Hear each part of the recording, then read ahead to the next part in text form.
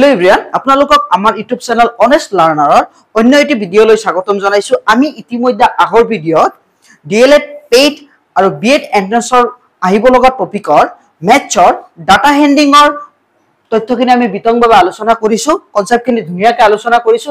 যদি চোৱা নাই আপোনালোকে ভিডিওখিনি চাই লব আৰু চেনেলখন সাবস্ক্ৰাইব কৰি বেল আইকনটো ক্লিক কৰি দিব। এতিয়া আমি প্ৰশ্নলৈ আলোচনা কৰিম। এই ভিডিওখনত বিগত বৰ্ষত অহা প্ৰশ্নবিলাক আৰু সম্ভাৱনা থকা প্ৰশ্নবিলাক আমি আলোচনা কৰিম। গতিকে ভিডিওটো সম্পূৰ্ণ চাব। আৰু প্ৰথম প্ৰশ্নটো আমি আলোচনা কৰিম। প্ৰথম প্ৰশ্নটো আমাৰ হ'ল যে পাইচিত্ৰ এটাৰ 45 ডিগ্ৰী অংশ এটা কিমান শতাংশ হ'ব? আমি পাইচিত্ৰ যেতিয়া কনসেপ্টটো আলোচনা কৰিছিলো, ডেসক্ৰিপচনত লিংক দিয়া থাকিব, আপোনালোকে চাই ল'ব।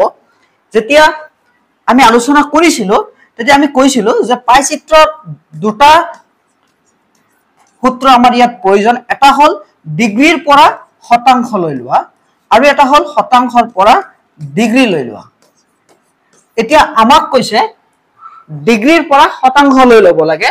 আমাৰ ডিগ্ৰীৰ পৰা শতাংশ ল'বলৈ হলে ওপৰত থাকিব ডিগ্ৰী, তলত থাকিব 360 into 100%। 0 চক 45 by 360 ওপৰত 45 into 100%। 0 0 cancel, 9 চাওক ইয়াতে কেইবাৰ যাব? 9 ইয়াতে 5 বাৰ, 36 ত 4 বাৰ, 2 ইয়াতে 2 বাৰ, ইয়াতে কেইবাৰ যাব? 5 বাৰ। 5 5 গুণ কিমান হ'ব? 25। তে 5 5 গুণ 25 25 তলত 2, 2 দিয়ত একবাৰ, 2 পাছত 2 বাৰ, দশমিক 1 থাকিলে 10ত কেইবাৰ? 5 বাৰ, 12.5%। আকৌ সব 2 নম্বৰ প্ৰশ্নটো, পাইচিত্ৰ এটা 40% অংশ এটাৰ কিমান ডিগ্ৰী হ'ব? পাৰ্চেন্টৰ কথা কৈছে। এতিয়া পাৰ্চেন্টৰ পৰা যদি আপুনি পাৰ্চেন্টটো আগত লিখি ল'ব 40/100 আৰু যদি ইয়াক একেবাৰে সিম্পল ফৰ্মুলা, যদি ইয়াক ডিগ্ৰীলৈ কনভাৰ্ট কৰে 360 পূৰণ কৰি দিব। শতাংশৰ পৰা পাইচিত্ৰৰ ক্ষেত্ৰত ডিগ্ৰীলৈ কনভাৰ্ট কৰিলে আপুনি 360 পূৰণ কৰি দিব। 0 0 কেনসেল, 0 0 কেনসেল, 4 6 গুণ কিমান? চাওক 4 6 গুণ 24ৰ 4 হাতত থাকিল 2, 4 3 গুণ 12 আৰু 2 কিমান? 14, 144 ডিগ্ৰী। 144 option number 4। পিছত পৰৱৰ্তী প্ৰশ্নলৈ আমি যাম। 3 নম্বৰ প্ৰশ্নটো চাব। 15 আৰু 35ৰ গড় বা মাধ্য ওলাব লাগে। গড় মানে গোটেইখিনি যোগফল টোটাল নাম্বাৰেৰে হৰণ। কেইবাৰ আছে চাওক? এটা আৰু দুটা, 2 বাৰ আছে। গতিকে আমি 2 এৰে হৰণ কৰিম। টোটাল কিমান হ'ব? যোগ কৰক 15 আৰু 35। 15 আৰু 35 কিমান হ'ব? 50। 2 50ত কেইবাৰ? 25 বাৰ। গতিকে আমাৰ অপশন হ'ব 2। 2 নম্বৰ অপশনটো কিমান আছে? 25। 4 নম্বৰ প্ৰশ্নটো চাব। তলৰ তথ্যটোৰ বহুলক হল। বহুলক আপোনালোকে নিশ্চয় জানে যে এটা তথ্যৰ আটাইতকৈ বেছি মান, তথ্যটোৰ আটাইতকৈ বেছিবাৰ থকা মান, বেছিবাৰ থকা মান, বেছিবাৰ থকা মান, যে তথ্য এটাৰ আটাইতকৈ বেছিবাৰ থকা মানক বহুলক বুলি কোৱা হয়। ইয়াতে চাওক 2 কেইবাৰ আছে? 2 এটা, দুটা, 2 দুবাৰে আছে। 2 আছে কেইবাৰ? দুবাৰ। 4 কেইবাৰ আছে? এবাৰ, দুবাৰ, তিনিবাৰ। 4 আমাৰ কেইবাৰ আছে? তিনিবাৰ। 4 তিনিবাৰে আছে। এবাৰ, দুবাৰ, তিনিবাৰ। 4 আমাৰ তিনিবাৰ। 3 চাওক, এবাৰ, দুবাৰ, তিনিবাৰ। 3ও আছে তিনিবাৰ। 9 কেইবাৰ আছে? একবাৰ, দুইবাৰ, তিনিবাৰ। 9 আছে আমাৰ তিনিবাৰ। 8 কেইবাৰ আছে? একবাৰ, দুইবাৰ। 8 আছে আমাৰ দুইবাৰ। 6 কেইবাৰ আছে? এবাৰ, দুবাৰ।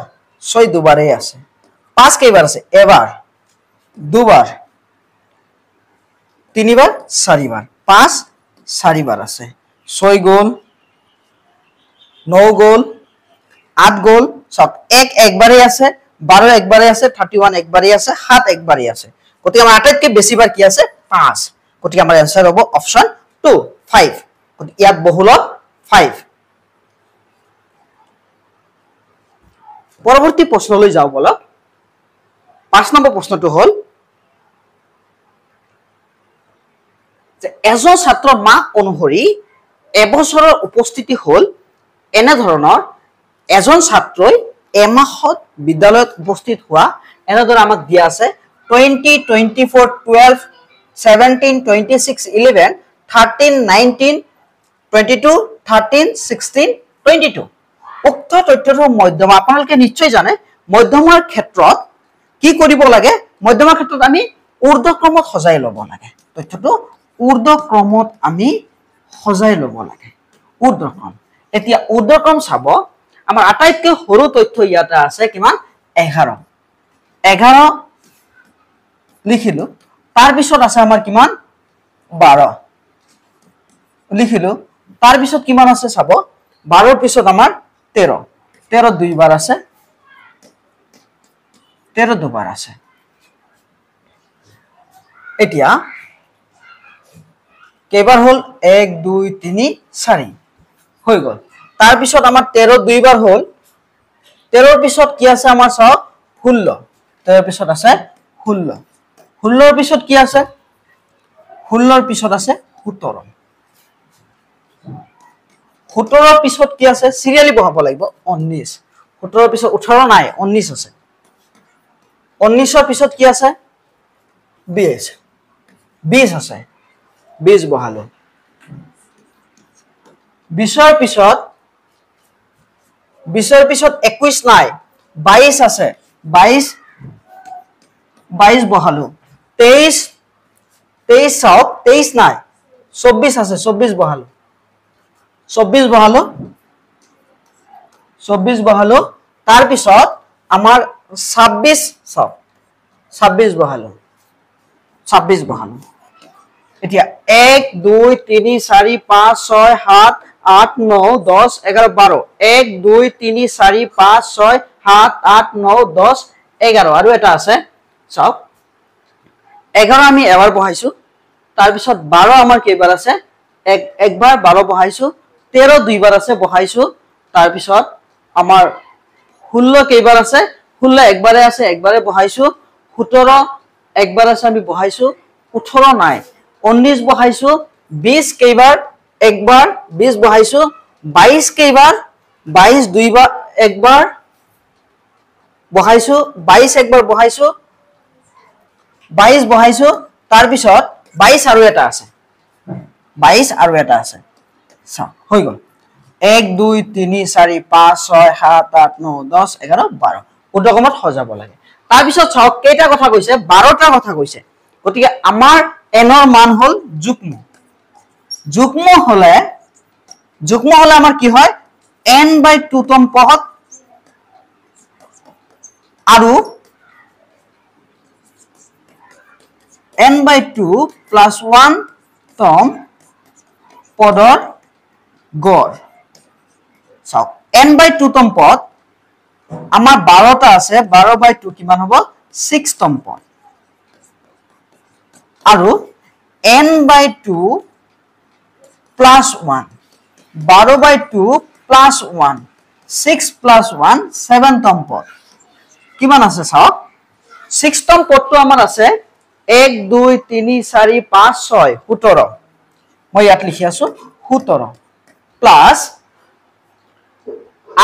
7 নম্বৰ পদটো হ'ব 1 2 3 4 5 6 7 7 নম্বৰ পদটো হ'ব 19 ডিভাইড বাই 2 গড় ওলাব লাগে যেহেতু গড়ৰ কথা কৈছে যেহেতু ডিভাইড বাই 2 9 আৰু 7 16 6 হাতত থাকিল 1 1 আৰু 1 2 হাতৰ 1 3 2 3ত কেইবাৰ একবাৰ 16ত কেইবাৰ 8 বাৰ 8 দ্বিগুণ 16 18 অপচন 4 6 নম্বৰ চাব এজন ছাত্ৰ প্ৰথম গোট পৰীক্ষাত 5টা বিষয়ত 50ৰ ভিতৰত পোৱা নম্বৰসমূহ তলত দিয়া ধৰণৰ তেন্তে ইয়াৰ মধ্যমা ওলাব লাগে আমাৰ আগতে মধ্যমা ওলাব কৈছে ইয়াতো সিৰিয়ালি আমি হজাই লম ঊৰ্ধ্বক্ৰমত হজাই লম সৰুৰ পৰা ডাঙৰলৈ প্ৰথমে ইয়াতে 29 তাৰ পিছত আছে আমাৰ চাব 35 37 তাৰ পিছত আছে 41 তাৰ পিছত আছে 48 তে কেইটা আছে 1 2 3 4 5 1 2 3 4 5 এনৰ মান 5 অযুগ্ম হলে আমাৰ মধ্যমা আছিল n/2 n + 1/2 তম পদ এতিয়া n + 1 এনৰ মান হল 5 + 1/2 6/2 3 তম পদ 3 নম্বৰ পদটো চাব 1 2 3 37 আমাৰ এনসাৰ হ'ব অপশন 2 37 পৰৱৰ্তী প্ৰশ্নলৈ আমি যাও বলক 7 নম্বৰ প্ৰশ্ন 25x 63 মাধ্য 5 হলে x ৰ মান ওলাব লাগে সব মাধ্য ইকুৱেল আছিল আমাৰ তথ্যখিনিৰ সমষ্টি বাই সব গড় ইকুৱেল তথ্যৰ সমষ্টি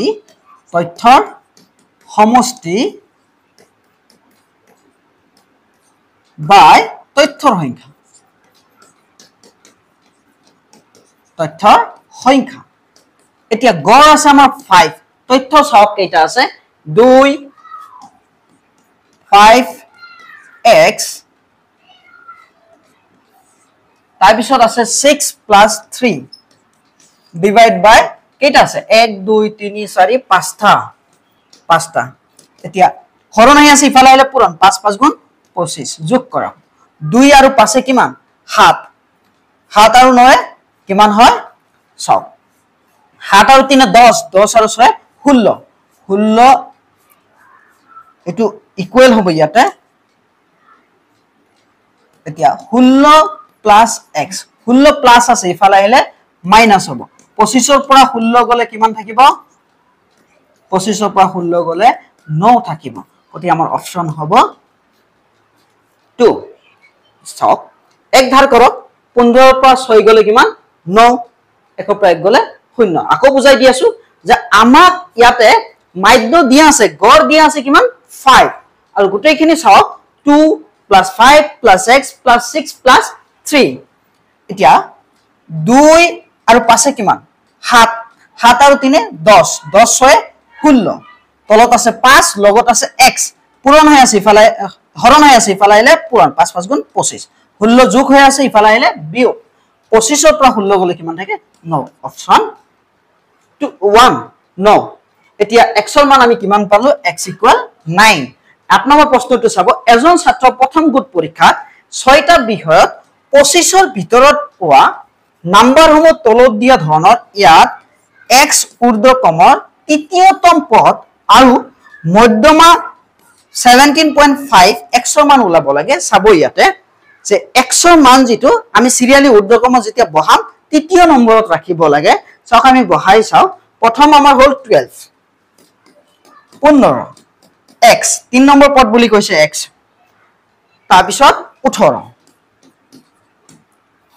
তাৰ পিছত 19 আৰু 23 কেইটা আছে আমাৰ এটা দুটা তিনটা চাৰিটা পাঁচটা ছয়টা আছে গতিকে যুগ্ম সংখ্যক আছে এনৰ মান 6 যুগ্ম থাকিলে আমি দুবাৰ কৰিব লাগে এবাৰ হল n/2 তম পদ এনৰ মান 6 3 তম পদ আমাৰ কিমান আছে চাওক 1 2 3 x আৰু n/2 + 1 তম পদ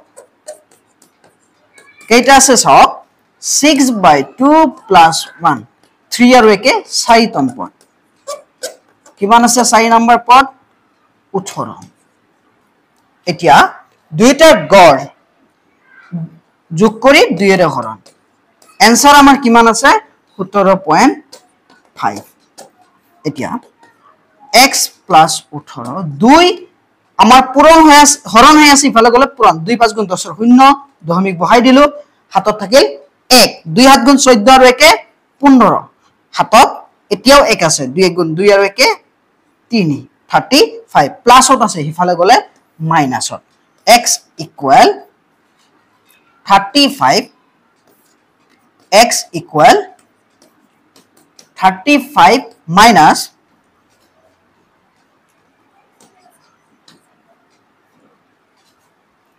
35 minus 18 15 পৰা 8 গলে 7 থাকে 2 থাকিল ইয়াত 2 ৰ পৰা 1 গলে 1 17 আমাৰ x ৰ মান 3 নম্বৰ পদটো কিমান আছিল 17 অপচন 2 17